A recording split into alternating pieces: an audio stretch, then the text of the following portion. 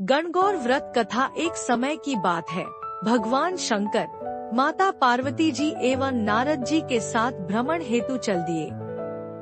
वे चलते चलते चैत्र शुक्ल तृतीया को एक गांव में पहुँचे। उनका आगमन सुनकर ग्राम की निर्धन स्त्रियां उनके स्वागत के लिए थालियों में हल्दी एवं अक्षत लेकर पूजन हेतु तुरतम पहुँच गयी। पार्वती जी ने उनके पूजा भाव को समझकर सारा सुहाग रस उन पर छिड़क दिया। वे अटल सुहाग प्राप्त कर लौटी। धनी वर्ग की स्त्रियां थोड़ी देर बाद अनेक प्रकार के पकवान सोने चांदी के थालों में सजाकर पहुंची। इन स्त्रियां को देखकर भगवान शंकर ने माता पार्वती से कहा, तुमने सारा सुहाग रस तो निर्धन वर्ग की स्त्रियों को ही दे दिया, अब इन्हें क्या दोगी? पार्वती जी बोली, प्राणनाथ, उन स्त्रियों को ऊपरी पदार्थों से बना रस दिया गया है, इसलिए उनका रस धोती से रहेगा। परंतु मैं इन धनी वर्ग की स्त्रियों को अपनी अंगुली चीरकर रक्त का सुहाग रस दूंगी, जो मेरे समान सौभाग्यवती हो जाएंगी। जब इन स्त्रियों ने पूजन समाप्त कर लिया, तब पार्वती जी ने अपनी अंगुली चीरकर उस रक्त को उनके ऊपर छिड़क दिया। जिस पर जैसे छींटे पड़े उसने वैसा ही सुहाग पा लिया। इसके बाद पार्वती जी अपने पति भगवान शंकर से आज्ञा लेकर नदी में स्नान करने चली गई। स्नान करने के पश्चात बालू की शिवजी मूर्ति बनाकर पूजन किया, भोग लगाया तथा प्रदक्षिणा करके 2 कणों का प्रसाद खाकर मस्तक पर टीका लगाया।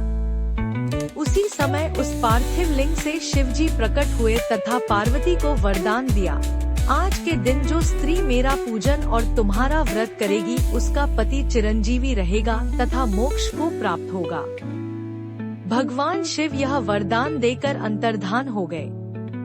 इतना सब करते करते पार्वती जी को काफी समय लग गया। पार्वती जी नदी के तट से चलकर उस स्थान पर आई जहां पर भगवान शंकर व नारद जी को छोड़कर गई थी। शिवजी ने विलंब से आने का कारण पूछा तो इस पर पार्वती जी बोली, मेरे भाई भावज नदी किनारे मिल गए थे। उन्होंने मुझसे दूध भात खाने तथा ठहरने का आग्रह किया, इसी कारण से आने में देर हो गई। ऐसा जानकर अंतर्यामी भगवान शंकर भी दूध भात खाने के लालच में नदी तट की ओर चल दिए। पार्वती जी ने मौन भाव से भगवान शिवजी का ही ध्यान करके प्रार्थना की, भगवान आप अपनी इस अनन्य दासी की लाज रखिए। प्रार्थना करती हुई पार्वती जी उनके पीछे पीछे चलने लगी। उन्हें दूर नदी तट पर माया का महल दिखाई दिया। वहाँ महल के अंदर शिवजी के साले तथा सहलज ने शिव पार्वती का स्वागत किया। से चलने के लिए कहा तो भगवान शिव चलने को तैयार न हुए।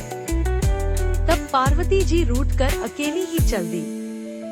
ऐसी परिस्थिति में भगवान शिव को भी पार्वती के साथ चलना पड़ा। नारद जी भी साथ चल दिए।